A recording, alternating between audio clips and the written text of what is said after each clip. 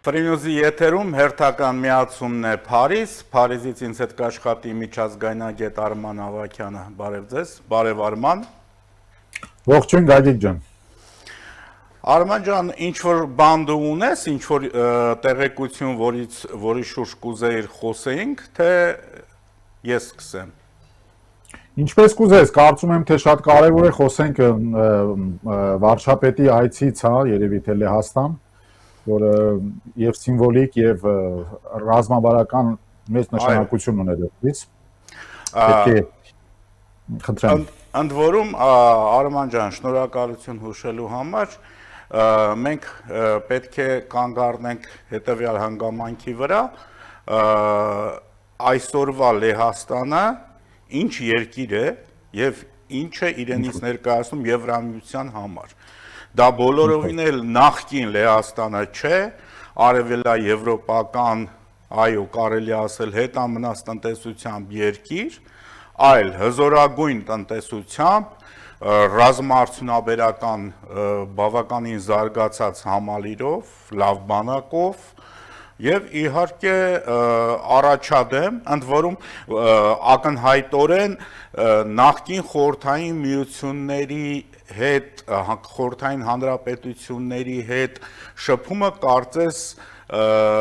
դրված լինի Լեհաստանի ուսերի, որտեղ մենք տեսնում ենք, թե նույն Լեհաստանը ինչպիսի գործողություն է իրականացնում Ուկրաինայում, թե Ուկրաինային օգնելու առումով, թե Ուկրաինային զենքեր մատակարարելու, կարելի ասել իսկապես մեր ժողովրդական լեզվով ասած շատ դուխով ու կայացած պետություն է դարձել, ու նման պետության հետ հարաբերությունները իհարկե շատ կարևոր են։ Ինչ խոսք, սա առանցքային նշանակության եվրոպական մի երկիր է, որը այսօր բոլոր տվյալների ունի ամենաարագ զարգացող տնտեսությունը, 4%-ից ավել արագ զարգացող տնտեսություն, շատ դինամիկ, միևնույն ժամանակ նախկին խորհրդային սոցիալիստական ավելի շուտ բլոկին պատկանող Լեհաստանը, որը ինչ խոսք Ստալինից ի վեր տեսել է, ռուսական, այսպես ասենք, զավթողական քաղաքականության հետևանքները իր մաշկի վրա զգալով եւ պատերազմի ժամանակ եւ պատերազմից հետո, հիշում ենք, թե ինչպես Հիտլերն ու Ստալինը պայմանավորվեցին, Լեհաստանը բաժանելու, երկու կողմից գրավելու եւ այդտեղից սկսած նրանց մոտ ռեֆլեքսները բավականին շուտվանից պատմականորեն գալիս են եւ ըստ դրա նաեւ այսօր հատկապես այն ֆոնի վրա, ռուս-ուկրաինական հակամարտության ֆոնի վրա, երբ որ Լեհաստանը նաև սահման ունի եւ իր ռազմական նշանակությունը այսօր ավելի քան անհրաժեշտ է, որովհետեւ նախ նա ունի շատ մեծ հագեցած քանակով հագեցած բանակ, եւ ունի նաև բնակչություն, որոնք բավականին, այսպես ասենք, նրանք բավականին պատրաստված են, որովհետև բնականաբար սահմանին ավելի մոտ են, քան, ասենք, նույն Ֆրանսիան կամ, չգիտեմ, ասենք, Իտալիան։ Եթե չեմ սխալվում, նաև ունի երիտասարդ բնակչություն բավականին, տեսակարարը շեղը մեծ է։ Նրանք բավականին գիտես ինչպես է, Լեհաստանը օգտվեց, իրականում Լեհաստանը օգտվեց Եվրոզոնայում, այսպես ասենք, հարմար աշխատուժ ունենալու իր այդ մեծ առավելությունից, մի կողմից, այո, մի կողմից ունենք կրթված մի ժողովուրդ, կրթության բարձր մակարդակի վրա գտնող ժողովուրդ, եւ մյուս կողմից ունենք աշխատավարձների շատ նորմալ մակարդակ ի համեմատությունը, նույն Գերմանիայի, Ֆրանսիայի կամ Իտալիայի, քիչ ավելի քիչ է Իտալիայի իհարկե, բայց համենայն դեպս նրանք աշխատավարձով ցածր գրավիչ էին հանդիսանում ու եվրոպական բոլոր ձեռնարկությունների համար։ Ոչ միայն ներկայացումներ, այլ նաև արտադրականության եւ արտադրության համար, մեքենաշինություն եւ այսպես շարունակ բավականին այդ աշխատուժը էժան լինելով կարողացան գրավել բավականին ձեռնարկություններ, որոնք էլ այդ իմպուլսը հաղորդեցին եւ այն ինչ որ գիտի Լեհաստանը նրա իմացողականությունը այդ Ռուսաստանի ունեցած խնդիրները նա շատ լավ հասկանում է ավելի քան կարող են հասկանալ մյուս երկրները եվրոպական, որովհետև նախ նշում ենք ինչ խոսք սահմանը, միևնույն ժամանակ նրանց այսպես ասենք բավականին մշակույթով հեռու չեն եւ շատ լավ հասկանում են ռուսական ոտնձգությունները եւ բավականին նրանք պրագմատիկ ձևով նրանք գնում են առաջ եւ դա հիմա մենք դրա մասին կարծում խոսենք դա նաեւ նշмарվեց վարչապետի հետ հարց ու պատասխանների ժամանակ այդ միջազգային ինստիտուտում խոսելու ժամանակ նշмарվեց թե ինչպես են մարդիկ զգուշավորությամբ եւ ինչպիսի այսպես ասենք ինչպիսի կոնկրետ ինֆորմացիայով զինված խոսում ռուս-ուկրաինական կոնֆլիկտի հետ մասին, այսինքն նրանք այդ կոնֆլիկտը ավելի քան որևիցե մի այլ երկիր, եւ եթե կարելի է համեմատել բալթյան երկրների հետ, շատ լավ հասկանում են, շատ լավ գիտեն կրեմլյան ռեժիմի, այսպես ասենք, նրանց նկրտումները, որտեղ հողի վրա նրանք շատ լավ այդ ամեն ինչը տեսնում են եւ վերջոչո մոտ են կանգնած եւ ուկրաինական ժողովրդին, նրանք սահմանում են Ուկրաինայի հետ եւ այդ է խնդիրը, այսօր Լեհաստանը ռազմավարական կարևոր նշանակություն ունի նաև Հայաստանի Հանրապետության համար։ Եվ բոլորովին պատահական չէ, որ Լեհաստանի վարչապետը հիշատակեց Հայաստանի Եվրամիության անդամակցության հայտը, ողջունեց եւ ավելին ասեց, որ մենք նաև քննարկում ենք մի քանի պետությունների, այդ թվում նաև Հայաստանի անդամակցության խնդիրը։ Այսինքն այստեղ անդամակցության Եվրամիության անդամակցության հարցը ոչ միայն դրված է սեղանին, այն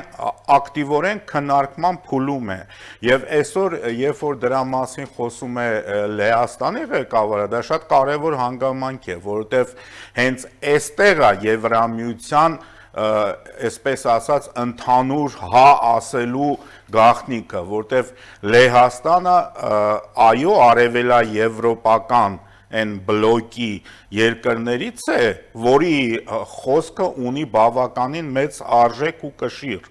Երևի չէ, վստահաբար ավելի, քան ասենք Հունգարիայի խոսքը։ Ինչ խոսք, պետք է նաև չմոռանանք, որ Լեհաստանում են տեղակայված նաև ամերիկյան ռազմաբազաներ, Լեհաստանը այո շատ մոտ ռազմատնտեսական, ավելի շատ ռազմական հարաբերություններ ունի Պենտագոնի հետ եւ համենայն դեպս Ամերիկայի Միացյալ Նահանգների համար Լեհաստանը ռազմավարական շատ կարևոր նշանակության երկիր է եւ իր ներկայությունը նա ոչ մի կերպ չի կասեցնելու կամ քչեցնելու, որը չի նշանակում, որ ինքը Լեհաստանը չի պատրաստվում հիպոթետիկ հարցակումների, նույն Ռուսաստանի կողմից եւ շատ ավելի պրագմատիկ ձևով։ Իսկ ինչ վերաբերում է Եվրոպա մտնելու եւ նոր երկրներ մտնելու համար, բնականաբար Լեհաստանը դրան պատրաստ է եւ նա ցանկություն ունի, լինելով ինքը եւս, առաջին երկրներից չէր, որ նա ընդգրկեց Եվրոմիությունը, նա շատ լավ հասկանում է այդ բոլոր խնդիրները, նա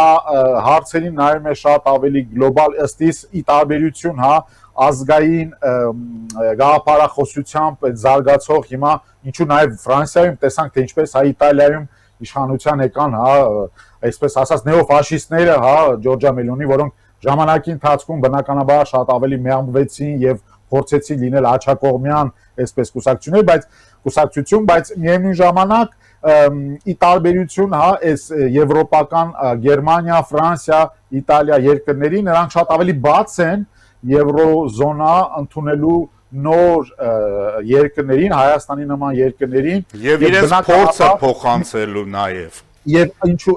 բնականաբար այո շատ ճիշտ նշեցիք իրենց փորձը փոխանցելու իրենց նոր կամ ապագա նոր հարևանին կամ երևի թե չգիտեմ Եվրոզոնայում գտնվող իրենց երկրին, որը նրանք շատ լավ հասկանում են, չէ, լինելով այդ սոցիալիստական այդ ճամբարում նախքին, նրանք շատ լավ հասկանում են, չէ, ինչից է Հայաստանը փորձում ազատվել, ձեռք ազատվել, համենայն դեպս անկախանալ եւ կարողանալ իր քայլերն ուղղել դեպի Եվրոմիություն։ Ես բավականին շատ լավ տպավորություններ ունեցա եւ այդ զրույցը, որ եւ հասարակության հետ, ես շատ հետաքրքրությամբ հետևում եի, հասարակության հետ զրույցը, այդ փոխանակությունները հարց ու պատասխանի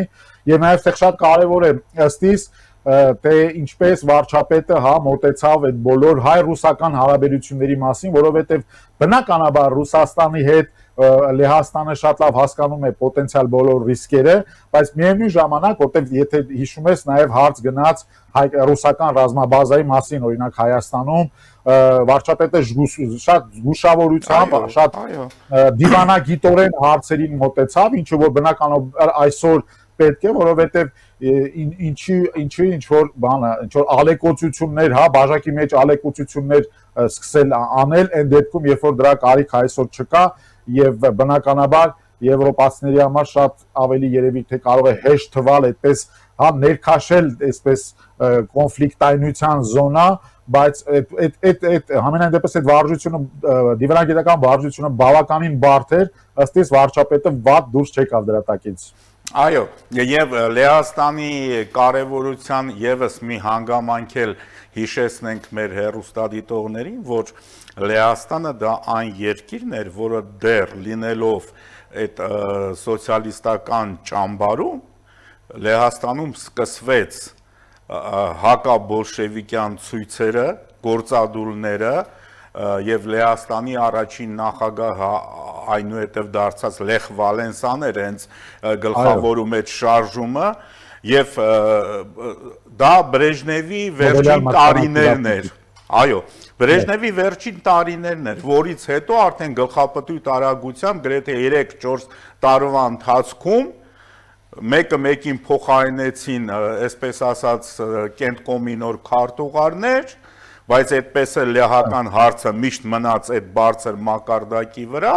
եւ այո, իհարկե, Լեհաստանը առաջիններից մեկն էր, որ անկախացավ, դուրս եկավ այդ բլոկից եւ այն ռիսկերը, որոնց գնաց այդ ժամանակվա Լեհաստանի կառավարությունը, դա սարսափեցնում էր անգամ եվրոպացիներին, որ չի կարելի այսպիսի ռիսկային քայլելի, այլ հենց այդ շոկային թերապիան, որ կար, դա հենց Լեհաստանում առաջինը տեղի ունեցավ։ Եվ իր արդյունքները Եվ ունեցան իրենք այո համացակությունը սովետական պես վտանգավոր մի հսկային այդ սառը պատերազմի պայմաններում, երկրորդ համաշխարհայինից հետո կարողացան նրանք այդ կամքի ուժը ունենալ եւ ընդհանրապես այո լեհ ժողովուրդը այդ կամքի ուժը ինձ թվում է ռեֆլեքսով նրանք ձեռք են բերել նաեւ պատերազմներից ու այսպես տանջվելուց եւ տանջանքներից գալուց եւ այստեղ է որ նրանք շատ լավ կամ Հայաստանի հետ կամ հայերի հետ կես բառից շատ լավ հասկանում են մեր բոլոր խնդիրները եւ այդ մարտահրավերները, որ ունենք ցավոք սրտի այսօրվա ռուսական ռեժիմի հետ։ Եվ եվրոպական հնագույն համայնքներից մեկն էլ հայկական գաղթօջախներից, դա հենց լեհական գաղթօջախն է։ Այո, մենք ունենք շատ լավ բարեկամական կապեր լեհ ժողովրդի հետ, նրանց հետ չմոռանանք, որ նաև նույն այդ post-սովետական ժամանակահատվածում մենք ունեցանք բազմաթիվ հայրենակիցներ, որոնք գնացին աշխատելու։ Ես նույնիսկ հիշում եմ իմ հայրս 1 տարի այնտեղ աշխատեց, ես նույնպես հիշում եմ։ Եվ այո, եւ նա բավականին լավ տպավորություններ էր վերադարձել, նկատի ունեմ այդ ռասիզմի ֆոնը չկար, ինչը կարող ենք ավելի շատ գտնել նույն ռուսական քաղաքներում հայերի նկատմամբ այդ շատ ավելի բարեհամբույր, շատ ավելի, չգիտեմ, եվրոպացիներ, երևի թե։ Եվրոպացին, այո, մնում է եվրոպացի։ Եվ իհարկե անդրադառնամ Ֆրանսիային, մենք իրար հետ եթերից առաջ զրուցում ենք դրա մասին, այդ ֆրանսիական լավ չեմ հիշում։ այո։ Այո, դու ավելի գիտես ինչ կա, հետաքրքիր ձևով այդ բանն են, էլի, այդ fake news-երի բանն է, այդ ֆաբրիկան է գործում, այստեղ միակ խնդիրն է, որ չգիտեմ, էլի, իրենց մոտ ոնց են աշխատում, որ նույնիսկ լավ, ասենք ես որպես փորձագիտական մասնաշատի կարող եմ գտնել, բայց հասարակ մարդը կարող է տեսնել ինչ, ասենք, կոպիտ ուղղագրական սխալներով արված, կոպիտ ձևով արված այդ fake news-երը, ընդ որում ամենահետաքրքրը գիտես ինչն էր, այդ լուրջ, իբր թե լուրջ սենսացիոն բան են հայտնաբերել, հա, Հայաստանի վրա, այսպես ասած, որ տեսեք ֆրանսիական ամենահեղինակավոր ամսագիրը թե թերթը հրապարակում է արել Հայաստանի մասին եւ այլն, եւ ամենահետաքրքիրն է, որ որպես հեղինակ ներկայացնում են շատ Ֆրանսիայում հարգված, սիրված մի գիտնականի, որը առողջապահության մասնագետ է, ոչ մի կապ չունի քաղաքականության հետ, բնականաբար ինքը տեղակել չի այդ հոդվածից, բայց այն մյուսը արդեն գոնե թե այս մեկը գիտնական է, այն մյուսը հեռուստամոնտաժող։ Այնքան որ ֆրանսերեն մի հատ ֆրանսիական ազգանուն են գտել ու ծեփել են այդտեղ։ Այստեղ գալիս է խոսալու, որ դրանք աշխատում են անմիջականորեն աշխատում են Ռուսաստանից, ինչու ենք դա մատնանշում, որովհետև նրանք գիտես, եթե Եվրոպայում են, նրանք կարող են կուլտուրայի կամ այսպես ասենք, հա, այդ երկրում գտնվելով հանդերձ ինչ-որ մինիմալ հասկացություններ, մինիմալ բաներ կան, ինչեր որ դու նշեցիր, հա, ասենք մոնտաժողի ազգանուն դնել, նմանատիպ տարական պրիմիտիվ բաներ, որ Ռուսաստանում, հա, կարող է այդտեղ ավտոմատ թարգմանիչով նույնիսկ անեն եւ այսպես շատ տարականորեն շատ երևա որ դա ինչ փնթի ձևով արված մի գործ է ու այնքան հետաքրքիր է ամեն անգամ դա անելուց նրանք ոնց որ իրենց համար տենց մկան մի թակարդ սարքին որովհետեւ շատ փնթի ձևով է այդ ամեն ինչը արվում ու շատ ուժեղ կերպով հիշեցնում է այդ փնթի կռիվը որ նրանք տանում են մարտի դաշտում այսինքն այդ ամեն ինչը ինչ խոսք դա վտանգավոր է երբ որ դա կարող է արվել, ասենք, շատ պրոֆեսիոնալ ձևով, դա կարող է հարցեր հարուցել, բայց հերիք է նույն լպոեն ամսագրին հարցնել եւ վերջ-վերջո այսօր եւ ժուրնալիստական խմբերը եւ ընդհանրապես պրոֆեսիոնալները այն մարդիկ հայտնվեց, որոնք իրենց պրոֆեսիոնալ են համարում, միշտ պետք է եւ գիտեն, որ պետք է մինիմումը 2 աղբյուր, հա, որպեսզի հաստատել այն ինչ-որ մի ինֆորմացիա, որի դեպքում, նու հիմնականում դա միտված է միջին ինչ-որ վիճակագրական տվյալներով միջին, ասենք, չգիտեմ, կարդացողի կամ չգիտեմ մասաների վրա։ Միջին վիճակագրական ընթերցողի վրա, հա, սենց։ Այո, բայց միջին վիճակագրական ընթերցողը չեմ կարծում, որ ամենօրյա իր խնդիրներով նա Հայաստանի մասին է, հա, տենց մտածում, իսկ երբ որ գալիս հասնում ենք արդեն մեր համայնքին, կարծում եմ, թե բոլորն էլ շատ լավ հասկանում են եւ այստեղ այդ հրահարումները տալիս են բացարձակապես հակառակ էֆեկտ եւ մենք դրա մասին շատ լավ գիտենք, մենք դրա մասին խոսել ենք էստոնական գաղտնի ծառայությունները նույնիսկ խոսեցին, որ ֆրանսիական գաղութում կան կրեմլյան նարատիվներ տարածելու տենդենսների, այսպես ասենք, բավականին մեծ ռիսկեր եւ այդ ամբողջը մեզ չպետք է նույնիսկ վախեցնի, որովհետեւ ժուրնալիզմը համենայն դեպս Եվրոպայում, մասնավորապես ես տեսնում եմ դա Ֆրանսիայում բավականին բարձր մակարդակի վրա է եւ fake news-երը շատ արագ կարողանում են ասենք բացահայտել, հա, ատնել եւ բացահայտել, այո։ Իհարկե, մեր ցավոք Հայաստանում դեռ մնում են այն նախորդ տարիների հետևանքները, հա, այս պարագայում նաև լրագրողական համայնքին է վերաբերվում, հա, որը մեկ-մեկ իջնում է Բամբաս բյուրոյի մակարդակի, հա, որովհետև դեղի մամուլ է դառնում։ Հա, նույնիսկ դեղի մամուլը ունի որոշակի պրոֆեսիոնալ ինչ-որ բաներ, հա, լավ, ոնց այդ սենսացիան անենց փաթեթավորեն իբր սենսացիան ծախեն, որ լայք լինի եւ ընթերցող բերի եւ այլն, հա, այս պարագայում ոչ ոք դրա մասին անգամ չի մտածում։ Երբ որ մենք տեսնում ենք, թե շատ հաճախ վերնագիր են դնում, մենք մի անգամ դրա մասին էլի խոսեցինք, որ գնացք է շրջվել, կան զոհեր, հա, եւ չի գրվում, որ ասենք գնացք է շրջվել դիցուկ Թայլանդում եւ կան զոհեր, ուղղակի վերնագիր են գրում, մտածելով, որ մարդը մտածելու է, բա այսօր ես իմ երեխուն ճանապարհել եմ Բաթումի գնացքով, բա որ հանկարծ այդ գնացքը լինի շրջված։ Ու այս տենդենսը ցավոք շատ է, ասենք նույն այսօր, երբ որ վարչապետը եւ իր տիկինը հայտարարեցին իրենց քաղաքացիական ամուսնության ավարտի մասին ակնհայտորեն զգացվեց, հա, այդ չգիտեմ, ինչ որ չարաշահումներ եւ այլն, ինչ որ բաներ, ինչ որ կարծիքներ, ինչ որ ենթադրություններ, եղբայր հայկական ընտանիք, հա, հայ ամուսիններ են, բաժանվել են, վերջ, փաստը ընդունեցինք, անցած առաջ, անկախ նրանից, որ դա վերաբերում է երկրի ղեկավարին, նշանակություն չունի։ Դե ինչ խոսք պետք է շահարկումներ արվեն ամեն տեսակի, հասկացած հենց անձնական կյանքից, չենք մոռանում, որ նույն վարչապետի կինը կամ տվյալ պարագայում նախկին կինը, եթե այսպես պետք է արտահայտվենք, ցավոք սրտի, պետք է նաև իմանալ, որ ինչքան հա գրողներ եղան, հա անձնական հողի վրա զուտ, հա, սկսած չգիտեմ մարդու արտաքինից, վերջացրած քայլվածքից, չգիտեմ, խոսելու ձևից կամ պարունակությունից, բովանդակությունից եւ այդ բոլորը դրանք պատրանքներ են։ Ըստ իս գիտես ինչ է այստեղ կատարվում, որ նորից գալիս ենք այն նույն բանին, որ այդ կոնվեյերային մակարդակով արված այդ fake news-երի մի բան է, որտեղ այդ շղթայի ամեն մի բաղկացուցիչ մաս, որը ինչ որ որոշակի գումար է ստանում, ինքը այդ գործը անում է ոչ թե որպեսի ունենալ արդյունք եւ հաջողություն, այլ գումար է ստացել, ասում են պետք է անել, կոնվեյերային մակարդակով, նորից այդ ռուսական վիճակն էլ այդ բռակ աշխատանքն է, գիտես, որ միշտ արվում է, ոնց է։ Այդ մարդուն ախպեր, փողը տվել են, ասում են դե պետքա սարքես սայթ, սարքի սայթ, կգերի դե հիմա մի քիչ էս կողմ, մի քիչ այն կողմ, բնականաբար այդ պրոֆեսիոնալիզմը չի կարող լինել, հետո ստի որտեղ միշտ էլ կարճ է։ Այո, այո։ Եվ իհարկե նախընտրական թեմաներին կրկին պետք է անդրադառնանք, որովհետև ինչպես անցած հաղորդմանը նշեցինք, նաև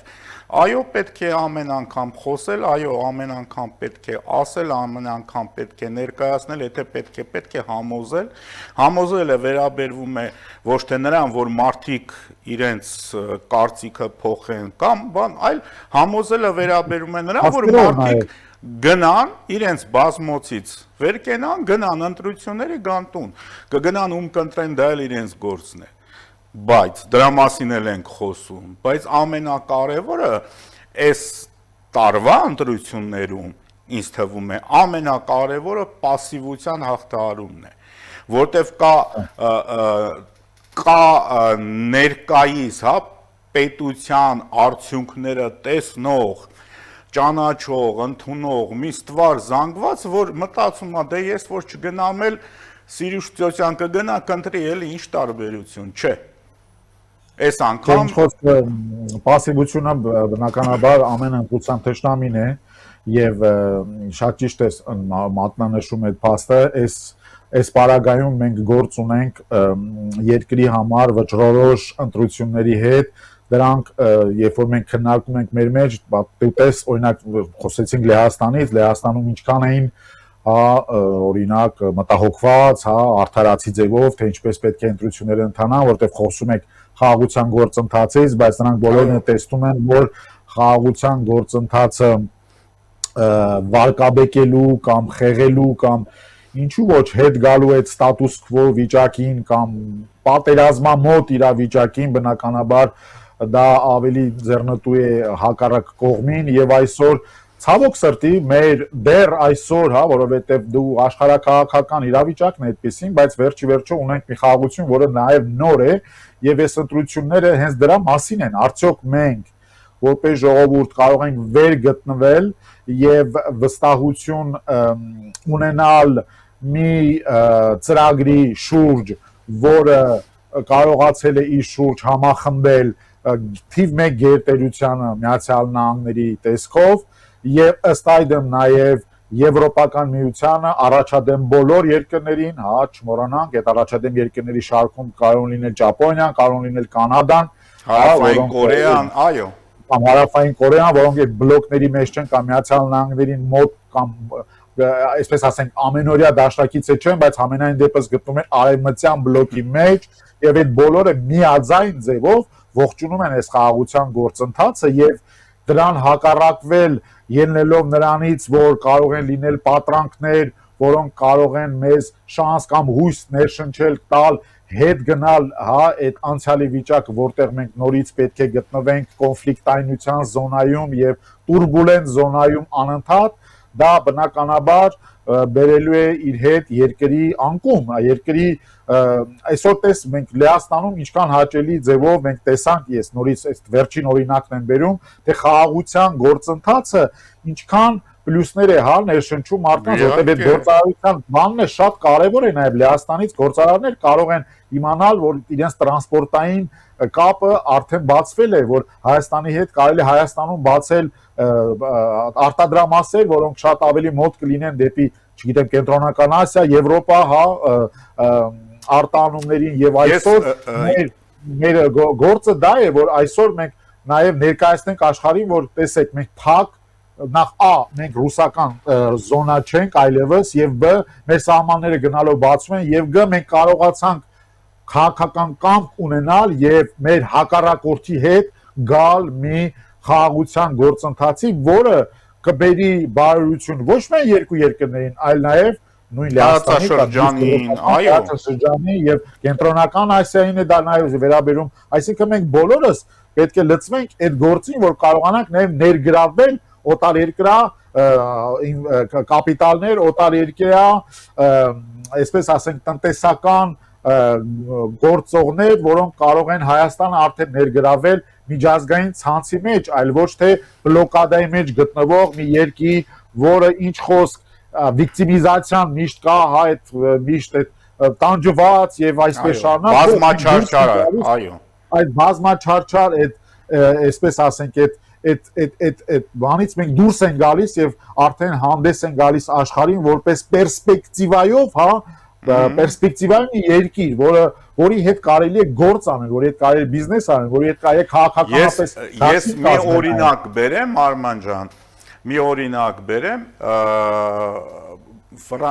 ներողություն, Հնդկաստանի վարչապետ Մոդին